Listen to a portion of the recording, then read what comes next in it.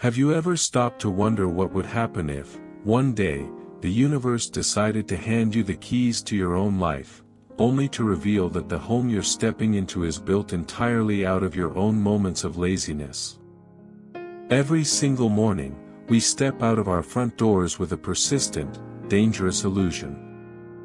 We think we are going to work for someone else.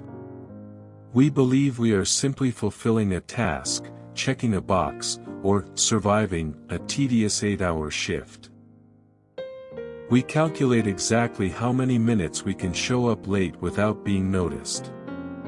We shrug our shoulders at a small mistake, a minor oversight, or a sloppy finish, whispering to ourselves, "It doesn't really matter.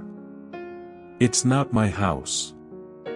Why should I pour my soul into something that belongs to another?"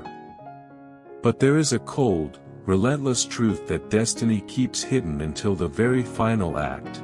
Life never hires you to build a house for someone else. Every brick you lay, every nail you drive, and every shortcut you take is, in reality, being woven into the very structure where you will be forced to reside for the rest of your days. You are not a tenant in your life, you are the architect. And the blueprints are drawn with your attitude today. Let us look at the weathered, calloused hands of the old carpenter in this classic tale. Once, those hands were celebrated as the golden hands of the region. He had spent 4 decades raising grand estates, carving intricate doorframes, and building homes that stood like fortresses against the harshest monsoons. His reputation was his armor. But as the sun began to set on his career, a shadow of weariness fell over his spirit.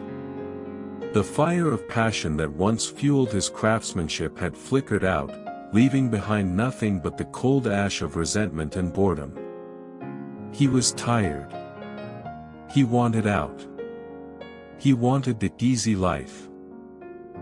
When his employer, a man who had been a loyal friend for years, came to him with one final request, to build just one more house before he retired, the carpenter nodded. But while his hands stayed on the construction site, his heart had already left. This is where the tragedy of the final job begins. Because he believed this was a final favor for someone else, the carpenter allowed his ego and his selfishness to take the wheel. He looked at the foundation and thought, good enough. He chose timber that was infested with rot but painted it with a glossy finish to hide the decay. He didn't bother to measure twice, he just cut once and forced the pieces to fit.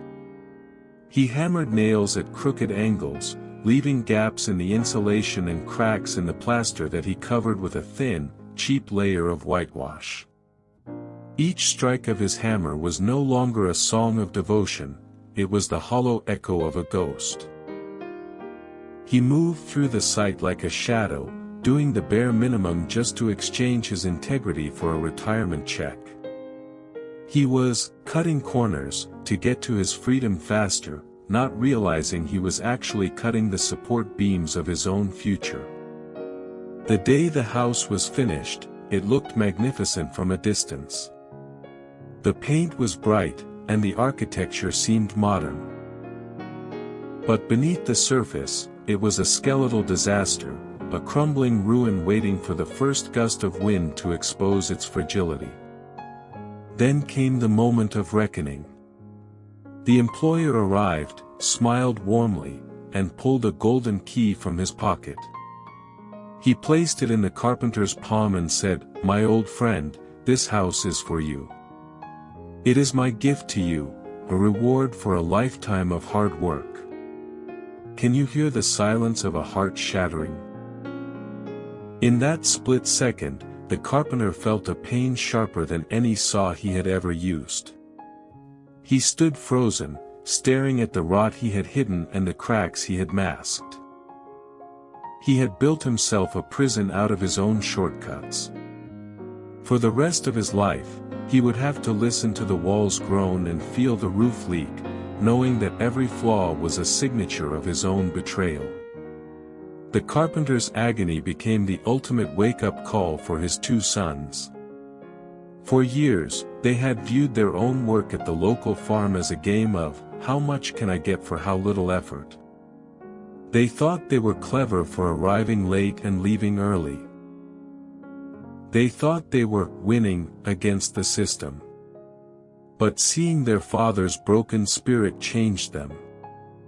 They realized that, as you sow, so shall you reap, isn't just a religious proverb or a philosophical trope, it is a mathematical law of the universe, as precise and unforgiving as gravity.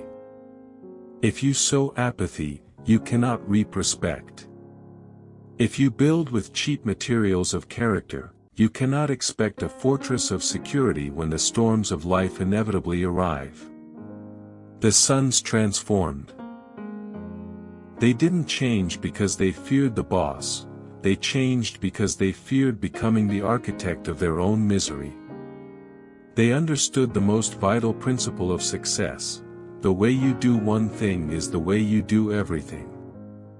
They began to work with the dignity of craftsmen. They poured their sweat into every furrow of the field and their integrity into every seed.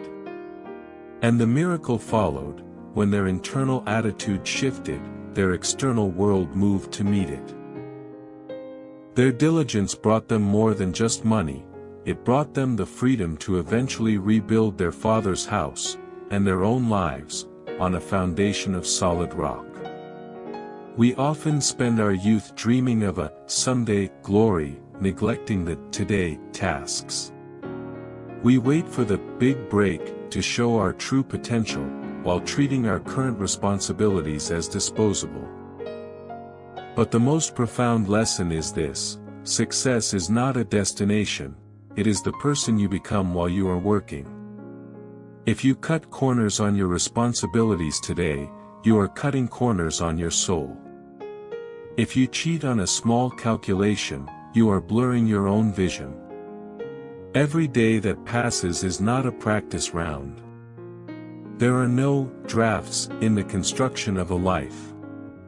Every hour is a permanent brick. Every conversation is a structural beam. I want you to stop and ask yourself right now: is the house you are building today strong enough to protect you when you are old? Are the nails of your habits being driven in straight and true, or are they crooked and hidden? Life is a one-time project. You cannot tear it down and start over once the foundation is set. You are building the house you will have to live in. Therefore, work as if this house is for the person you love most in this world. Build as if this is your masterpiece, your legacy, your final word. Because, in the end, you are the carpenter. You are the architect. And when the sun finally sets, you, and only you, will be the one holding the keys to the structure you created. Build with love. Build with integrity. Build with a heart that refuses to settle for good enough. Because only the things built from the soul can truly withstand the test of time.